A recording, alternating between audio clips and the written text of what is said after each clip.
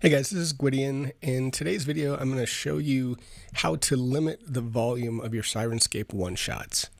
Now, those of you that have used Syrinscape know that as far as the moods go, the continuous sounds that you play with in Syrinscape, those volumes are usually at a pretty good level. However, some of the one-shots can be extremely jarring, particularly when you're playing them over Twitch and your viewers are watching, listening to you, and all of a sudden they hear this huge scream in their ears, or your players as well, say if you're streaming sounds over Clean Feed or Discord or something like that. So I have a workaround, even though Syrinscape is coming up with some one-shot, or I should say an ability to change the volume of the individual one-shots, but for now, this will be a way to just limit the one-shots, and it's all free. So let me just kind of get into it and show you what I'm talking about. So first, I'm going to start playing kind of a tension background in Syrinscape. So that's coming across at a pretty good level.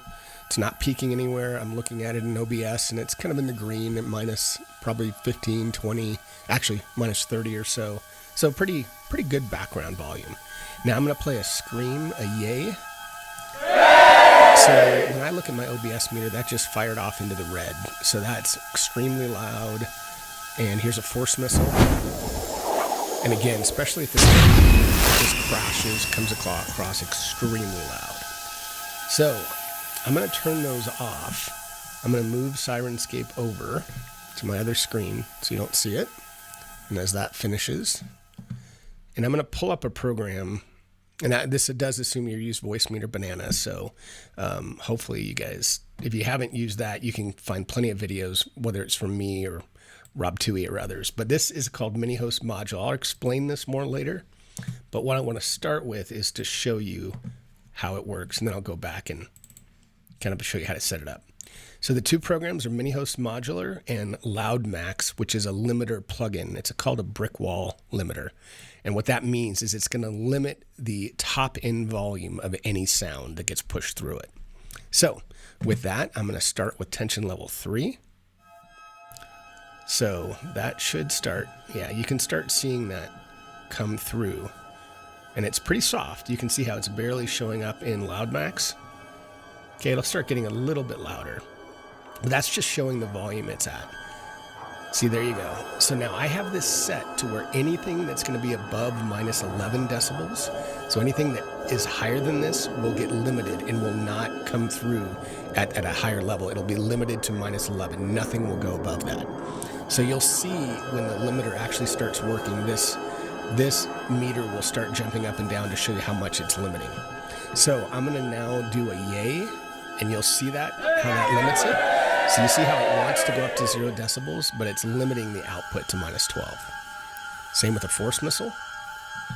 So you'll see how it's really starting to peak at the end here, right there, and it's limiting it all the way over here. So all you're ever hearing is minus 12. But the nice thing is not changing any of the other backgrounds. Okay, so how do I do that?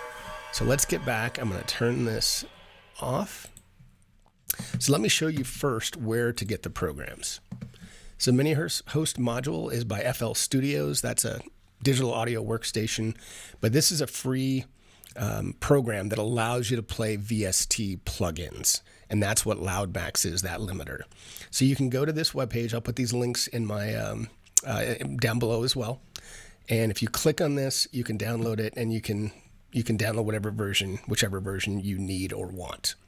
So do that, download, install it, extract it. Then you're also going to go to this loudmax.blogspot.com, and I'll put that link in as well. But here you can see they have a plugin for 32 or 64-bit Windows, Mac, etc. So you can get that there. All right. And I also have a link up here to just the Mini Host module, which is image line. If you're looking for it, kind of talks to you a little bit more about what it is, what it does. So if you want to look more at what the program is, you can find it here. All right, so let's look at the configuration now. So when you launch the program, and I'm just going to go back and we're going to do new. Okay, so I can show you how to do this. So you're going to open it, you're going to go to Preferences.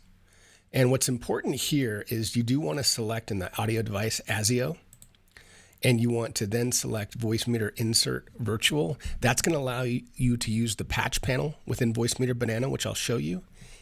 The sample rate, and this is important, you want to make sure the sample rate is consistent with what you have Voicemeeter Banana set at.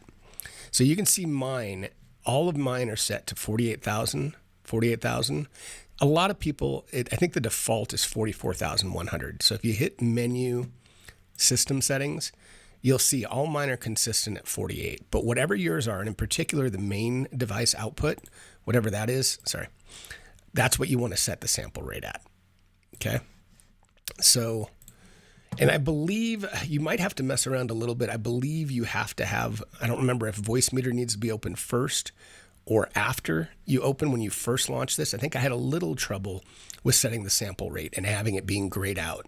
So just play around with that. If it's not working, then maybe shut down Voicemeeter and then try to do this first, or vice versa. The buffer size should be consistent with what's in, again, Voicemeeter Banana. Let me open that. You see my WDM default is 512. That's what all my settings are. So that's what it'll be set at. So that's all you need to do here. Then in the plugins, you're going to basically scan and verify, and you're going to look for where your plugins were saved. Loudmax, I believe the default, it'll get, when you download and extract Loudmax, it'll get into this Steinberg VST plugins. It'll create that file on your computer, I believe. And when you scan and verify, it should show up. So now what we need to do is go back, and now we need to create a path. So the way you create paths in Mini-Host Modulars, you double click on this and you can name it whatever you want. I just leave it as audio in. The important thing is you want to set up the patch panel that you want this limiter to affect. So I didn't say that very well, but if you look at my setup, so I have virtual, or I should say hardware inputs 1, 2, and 3. Syrinscape is 3. So this is the strip that I want to limit. So all the other sounds are fine. They don't have any of those really loud sounds. So what I need to do then is I need to look at the patch panel, and I'll show you. Here's the patch inserts for Voicemeeter Virtual Insert. So each one of these, think of each, I guess, column starting with the number 1. So all these patch panels would be 1, 2 for the first hardware input, then 3, 4. And then so my hardware input number 3 for Syrinscape is going to be 5, 6. And that's obviously corresponds to the stereo input. So basically to turn these on, you're going to click them till they turn blue. And now those are active. So now I go back here, and you want to make sure that the stereo is clicked orange. And you're going to want to set this to 5 stereo. So that way it's going to select it as 5 and 6 since you're doing the stereo inputs. Click that as OK. Then what you're going to do is you right click on the desktop and add plugin. I have a bunch here, but find Loudmax, and that's going to show up here. So you can kind of see it within the screen, and then you can also see this can be dragged and dropped anywhere if you want to monitor the output. So you basically just set connections by left clicking, dragging it to the audio in of Loudmax. And again, if you double click on this, I've got that as 5.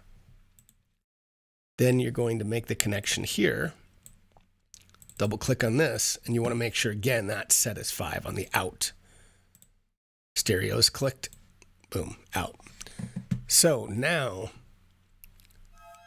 if I start a program, so I just clicked on a sound in Syrinscape, you can see if it's working, you're going to see the sound path moving into Loudmax and then back out, so you know it's working.